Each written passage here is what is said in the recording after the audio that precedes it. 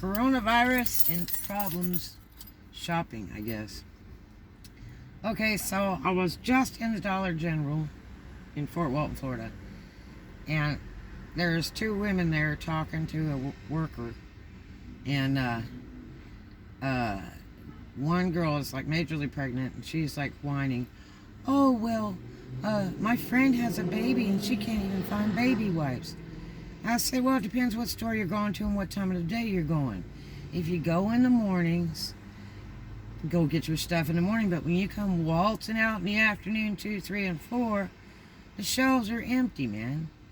You know, they're just busy restocking. And while I was in this particular store, there was 2 people restocking, okay? And also remember, they have a huge warehouse in back of the store full of crap. All those Dollar Generals are like that.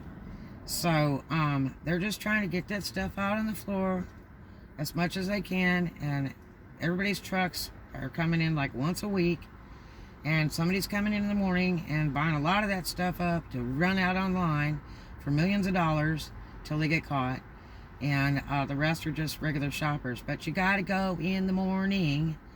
Now, the stores here have virtually no problems. Not every store is out of toilet paper or out of alcohol or out of this. You just have to go to 2 or 3 stores to find what you need. One store just may so happen to have toilet paper, and another store may just so happen to have alcohol.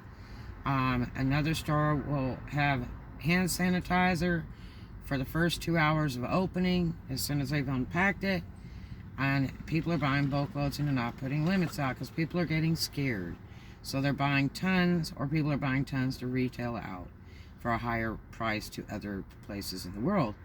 So, you know, you just can't waltz out. Right now it's about 2 o'clock in the afternoon. You just can't waltz out 2 in the afternoon and whine because you need diapers or handy wipes or whatever. Get up in the morning like real people do. Go when the store opens and get what you need. If that store doesn't have it, you go to another one. The Fort Walton and Destin area is not a big, major, problematic area for shopping. Okay? I shop every day. And I shop probably 3 times a day. Sometimes 5. Okay? Yeah. So, and it's for multitudes of things. But I have like 3 different businesses, and I'm busy, you know? There's things I need. So, and it's anything from car parts and supplies to cleaning supplies to necessities of the home, to food, because I love to cook food at home. I'm not an eating out person. Rarely do I do that. I like to see what I'm cooking and that it's healthy. But I work a lot of hours, so sometimes after my work, I just don't want to see any other people. I'd like to be at home in peace with my children, because I love my babies and it's really important to spend time with them. But anyway, this girl's whining about baby wipes. Let me tell you what. I was at the store yesterday morning, and they had baby wipes at Family Dollar down the street. They had a little bit of baby wipes at Dollar General, and which is a very busy store. Everybody loves to go to that Dollar General. But if you go right down the street, half mile, to the Dollar Tree, they have lots of baby wipes. And you go to Walmart, and they have baby wipes. But you got to get out in the morning and go get your groceries. You don't go waltzing out at 2 looking for something urgently, because the probability is going to be a little bit low. You'll have to go to 2 more stores till you get to it. But stores are not vacant here. People are stocking constantly. The stores are very, very busy. And a lot of the stores, other than Walmart, are stocking enough checkers so that they can keep the money moving, which is wonderful. But, you know, when they get time, they'll get to stocking. So, you know, and whining about baby wipes and plastic diapers and baby food in the jar, I got news.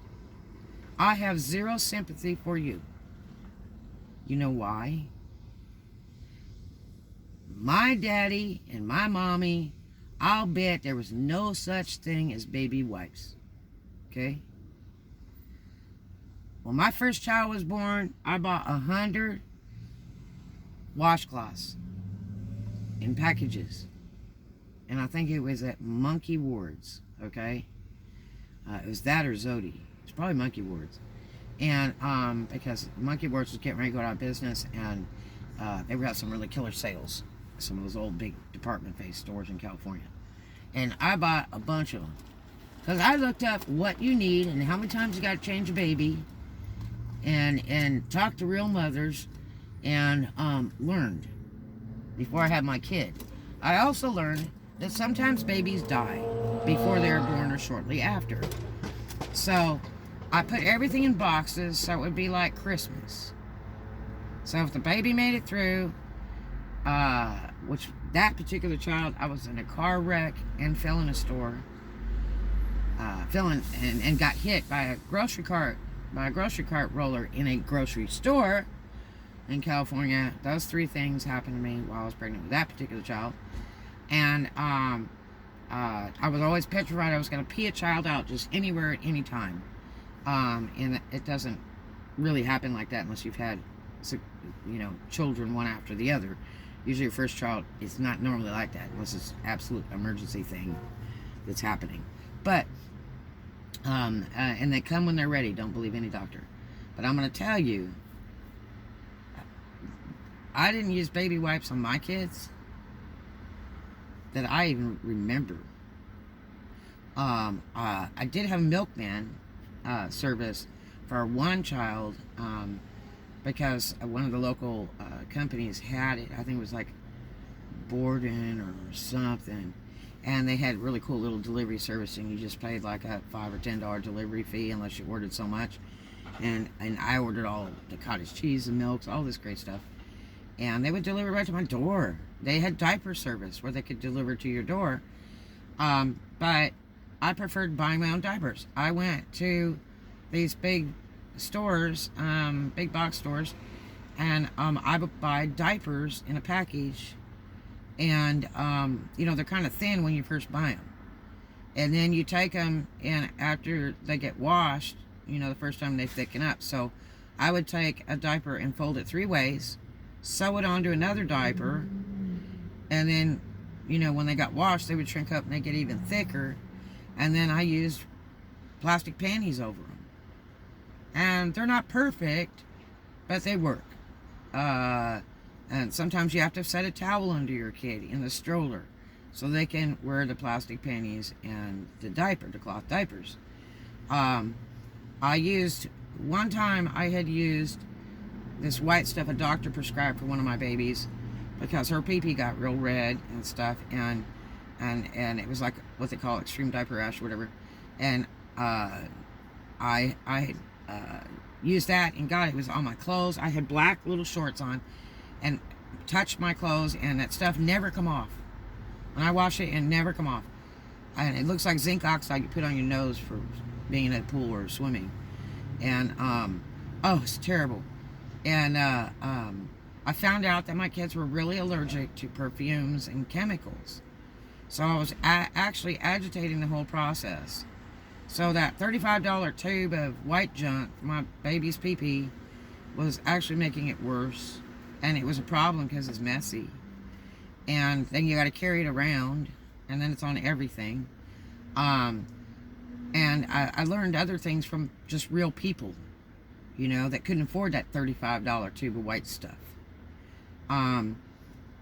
Baby wipes, God, I carried washcloths. And I carried a pad. So if I was in a public place, I could lay my baby down on a pad in the car or in a bathroom and put her naked body right there with a shirt on top and go to the sink and get the washcloth with some real good soap there and hot water, and clean my baby up properly, okay, and put a new diaper on. Rarely did I ever use anything like Pampers because they suffocated my children's personal parts and made them rash really bad. Okay, 1 hour in a Pampers with one of my other girls, and it was like party's over, and the doctors would say she had colic, and actually colic wasn't so much a problem. The problem was agitation. And I mean, I would use like 10 diapers a day, you know, when I tried those Pampers. And it was just like, whether they're wet or dry, I'd just change them because the baby was crying. But actually, it was agitating her personal parts. My kids couldn't take the perfumes and all that other garbage and the plastic suffocation. So the cloth diapers breathe so much better, and the little plastic panties, they breathe so much better. And it's wonderful. The only thing is, you put them in a real fancy dress, they might end up peeing on it. But, you know, you might want to put Pampers on for just a moment for that. But otherwise, I've always used cloth. I lived in Watts, California. Okay? Back in 1986. And I had a brand new baby, and my neighbors upstairs, which were good friends of mine for like 8-9 years, Renee and her husband, Renee and Al, and they were black, and they had 2 adorable little children, KK and Gisette, and they lived upstairs to my apartment. It was like a 3-unit building. And she was like, "What's wrong with your baby girl?" I said, "Well, the doctors say she has colic and all that." And she said, "Girl, what's the problem?" I said, "I don't know. I keep changing her panties. I try to feed her. She doesn't want to eat. I give her a drink. She doesn't want to drink, you know. So I just take her in the car and ride her around. It might be 3 in the morning, and I have to ride her around because those Michelins put you to sleep." I had a little convertible back then, a Lincoln, and 2 toy cars. I had an Anniversary Trans Am Gold and a black, what I call Jayhawk, a New York built floor shift Camaro. So but anyway,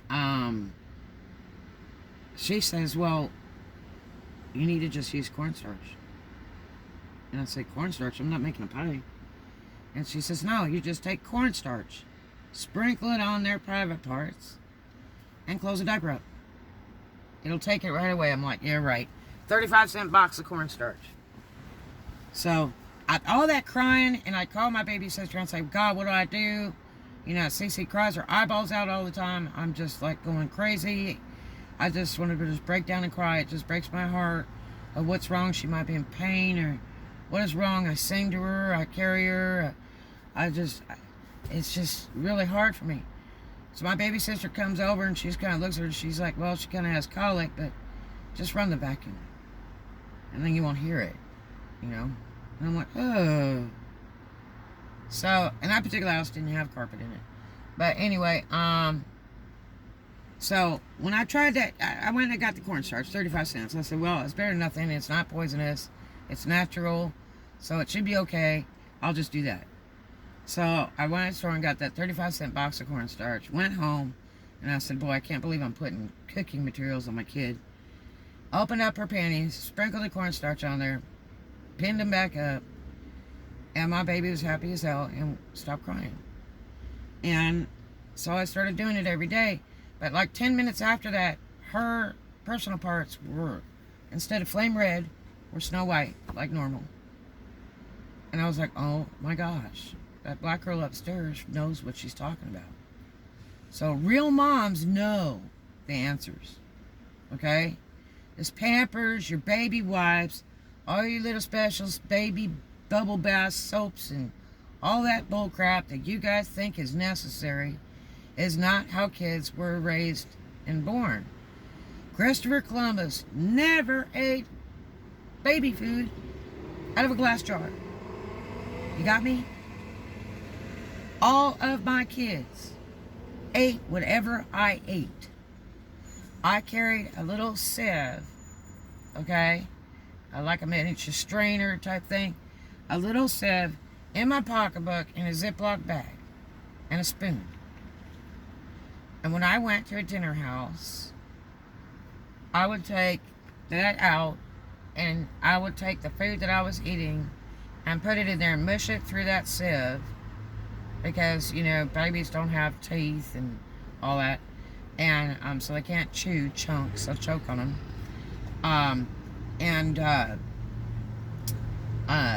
I I ground up the food right there and would feed it to them. And sometimes mix it with a little of their milk. Which I was a breastfeeder too. But that's how my babies are not picky and just only eat hot dogs and Fruit Loop cereal. Okay? Because that's all their mom fed them. I didn't feed my kids like that. My kids ate a little bit of everything. From lamb, to steak, to whatever, to fish, to seafood, all that. And my kids are still alive today. They have not died as far as their diets and all that other stuff. I do have one child that I raised that is deceased from AIDS, and another one's deceased from diabetes, but that was a diabetes that he created because he kept eating garbage food when he was a teenager and would not listen, and drank Coke by the 2-liter container because he couldn't be civilized and drink Coke out of a cup, and he shocked the system into diabetes and would not quit because he was such a sugar addict. But unfortunately, those things happen. We can only send them to school and buy them books, and they'll do what they want when they're grown up. But anyway, my kids all ate good food. Okay, I didn't hand them Cokes and garbage food and McDonald's drive-thru food to eat. Okay, I wanted to save their teeth because when I grew up, my parents had money. My father's Captain Navy. We had all our medical treatment. And everybody said, oh, what cute kids, here's some candy. And everybody gave you candy. And candy was wonderful. But let me tell you what. Then Dentine came out with a commercial that said, you don't even have to brush your teeth, just use Dentine, And so you figured Dentine will fix it all. No, it doesn't. I have more cavities than anybody ever thought about, and it has haunted me my whole life to where I had to pay a lot of money to put porcelain fillings in and all that stuff because I got really, really physically ill from those amalgamite, whatever you call them, the gray fillings. And I had a doctor tell me, well, you need to have all of it taken out because that's what's making you sick. And I'm like, oh, jeez. I had to pay a bunch of money to do that, and a lot of it wasn't insurance covered.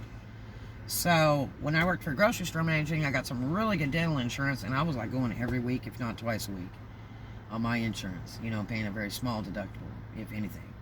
But it took years to straighten it out, and the porcelain fillings only last like 10 years, so you have to have them redone all your life. And if you run out of money, then you're in really bad shape, because then your teeth start deteriorating, your real teeth. So, I'm just telling you, you can live without baby wipes. There's a such thing as soap and water. If you don't have any, go travel to a place that does. There are other states and other cities that do have soap and water. Really, it's there. It's not just where you're at. So wake up, smell the coffee, check out the world around you. But it's beyond me when somebody's whining when they can't find Pampers and they can't find, baby wipes or baby food in the jar like their kid's going to die tomorrow. We didn't have all that. And my parents didn't have all that when they were babies, and my grandparents didn't have all that. And those people lived for many hundreds of years. My dad has lived forever. My grandfather lived many, many years, okay? My grandma lived a huge amount of years.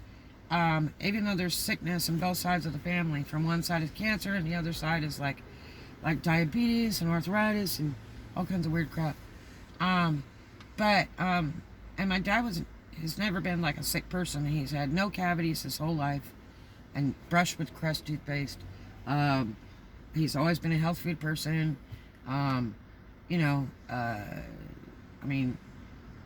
Please stop with your crying like the world's coming to an end over baby wipes, okay?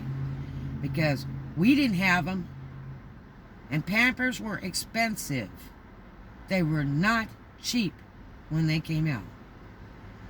And it wasn't worth me buying one thing of Pampers when I can buy 4 packages of cotton diapers and make my own diapers. As my kid got older, I sewed more diapers down the middle. Okay? And yes, when I didn't have a clean diaper, I might throw a fresh, clean towel on my kid for a moment. till the diapers were dry on the line, because I dried them on the line. I washed them by hand, soaked them in bleach, and dried them on the line in the sunshine to kill the germs and make them snow white. Okay? Just like the older people before me and anybody else. There weren't always freaking Pampers, and Pampers don't even dissolve in trash piles, in dumps. They last forever, just like filters on cigarettes. They don't ever go away. So you're ruining the economy if you're even using Pampers, okay? And most wipies can't even go down the toilet.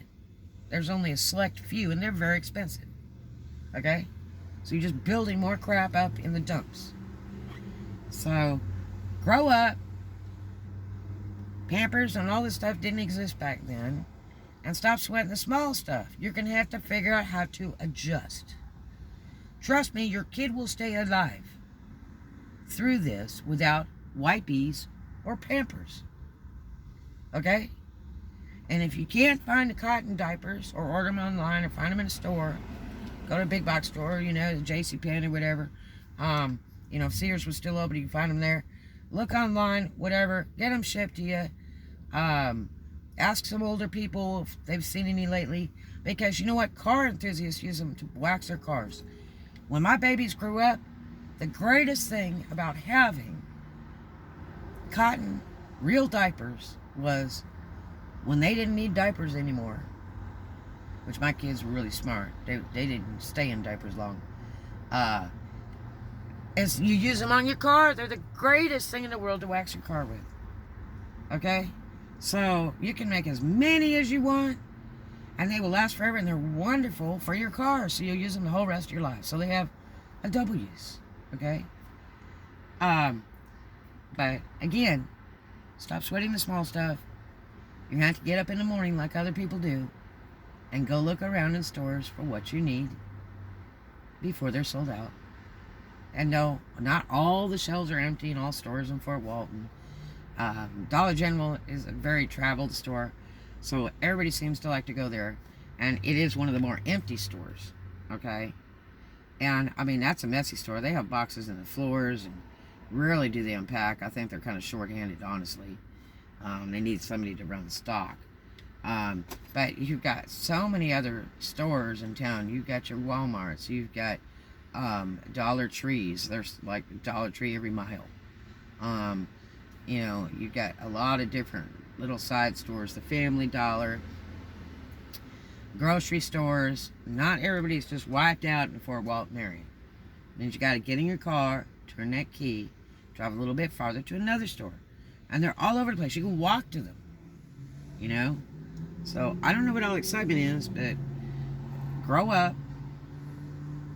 wake up, and smell the coffee, because reality begins. You can't sit out and party all night when you have babies, take care of your biz, and get up early in the morning like real people do, and get the necessary supplies for your child. Okay? If you can't get them online. I have 2 legs. I have beautiful cars. With one of my little girls, I had lots of beautiful cars, but I loved walking in a stroller out and about the town, especially to lose the weight from after having a baby, okay? And whatever I needed, I had a double baby stroller so I could carry my groceries, and my pocketbook and all that, and my kid. So it was really handy. And I had bought that at a flea market. Matter of fact, Uncle John bought that for me as a gift. And he paid $37, which was a lot of money, for a beautiful double baby stroller, gray with red piping, and it was gray corduroy. It was so pretty. And the thing fold right up, and I could stick it on the back of my convertible and use a bungee cord around it and drive all over the place with my baby, and just whip that thing off the back with the kid in my hand and pop my kid in it, and we were set to go. Okay? And I had a little chrome luggage rack on the back of my convertible. So it was really neat. But life is not that rough. And most of us didn't grow up with all these extra fancy necessities. So get real. Go out and buy washcloths. Go out and buy diapers. Go out buy cornstarch. Cornstarch is like $1 now, probably. And it was 35 cents in the 80s. You could have boxes of it everywhere. Put it in a Ziploc bag, whatever. But please, get real. You're making too much drama out of a simple situation. It's not that big. You just got a lot of people that are stockpiling and hoarding and retailing stuff online to other places. Like I heard my buddy, Uberman Tampa, and his spouse said people are selling like toilet paper like $45, down in Tampa right now. This is March of 2020, okay? Yeah, that bites. That's some dirty stuff. And it is illegal, but they have to catch them doing it. And people are going to be suckers. They're going to go ahead and go for it. For $45, you can put gas in your car and drive to Destin and Fort Walton, Florida, and you can get toilet paper for $1. Okay, and have a nice time doing it. So, bring a carpool with a bunch of friends in a big van and truck it back. Whatever. But that's insane, and that's human cruelty. I got friends of mine that are in their 80s, and they're like, you better buy all the toilet paper you can and paper towels. And I said, I'm not going to. As long as I got water and soap, I'll be fine if there's a toilet paper shortage, And I have a soap company where I do a lot of bath products and stuff like that. So I have a lot of stuff. As a matter of fact, right now I'm making hand sanitizer and selling it for about nothing. It's the shipping that costs, because it's shipping a volatile chemical. The alcohol is a lot of the product. But, it's just, what is wrong with these people? So anyway, all these new mothers just blow my mind. But I just came out of the store and I was just like, really? And an older lady was standing next to her, and we were talking about the guy that hoarded up all the hand sanitizers, and has like 170,000 bottles, and was selling it on Amazon and eBay for $80 and $150 a bottle, and thought that was just great. Him and his brother invested in buying every shipment every store had coming in when the coronavirus was first starting. And it was really sad because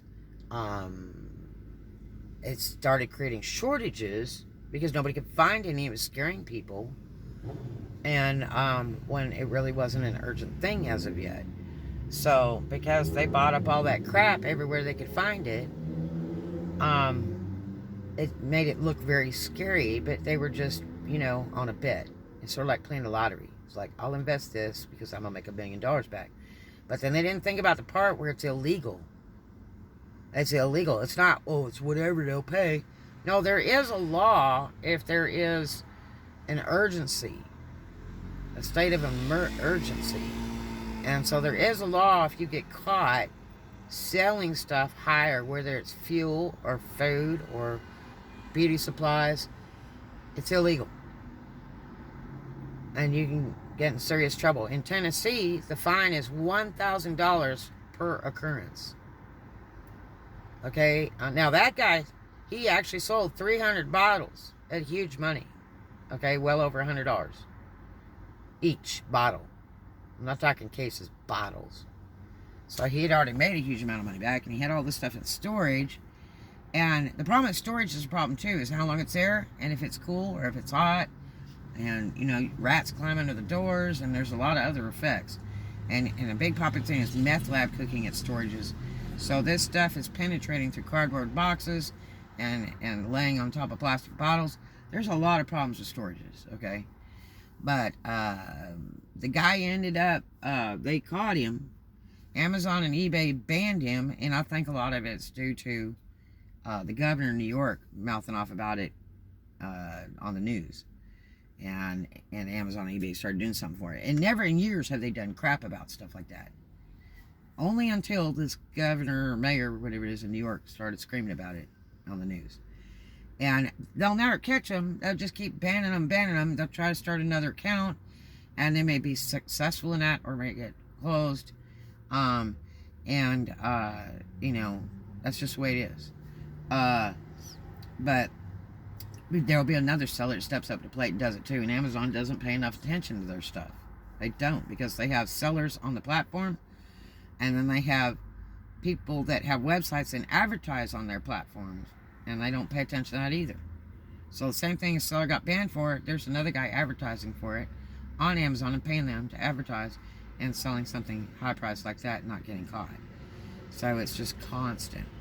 But the guy decided, because he got death threats, letters, pizzas sent to his house, threats to kill his wife, his kids, all kinds of crazy stuff. It just became a total nightmare, and he was like in tears in this interview he did. And he was carrying on of how, oh my God, I didn't realize it's going to be this terrible, and no, I'm not trying to make money off a pandemic or whatever. Yeah, sure. It's kind of like, you reap what you sow, stupid. So he, you know, the storage company calls him and says, you know what, get your crap the hell out. We don't even want you here. You're nasty poo-poo. So now he has no place to put thousands and thousands of bottles, cases of hand sanitizer that he hoarded up. Him and his brother bought out with every penny they had. There's only sold 300 bottles at over $100 a bottle and better. Some stuff I think he said was like 200 or something. He's like, the money was so good. Oh.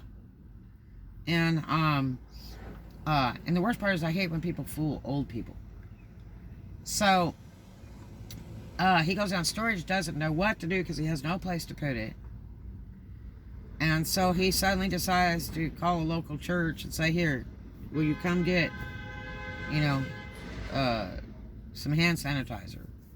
So the church came, and they agreed to distribute the sanitizer through the state of Tennessee to the needy.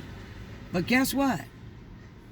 He only gave him 3/4 of what he had. So he still had 1/4. So I'm going, what? So he turns around and takes the rest of that and decides he's going to take it down to the state attorney's office and dump it on them. Okay? And it's like, what? So this guy's what? Asking for forgiveness? By taking this product and dumping it in their hallway of the city offices? Really? I just don't know. But they did accept it. The state attorney's office did accept it, but still, they're still going to charge him. It's pending charges, and I don't know, but I think it's so very sad. You know, would you charge your own mom or grandma $200 a night for a bottle of 8-ounce sanitizer? I don't think so.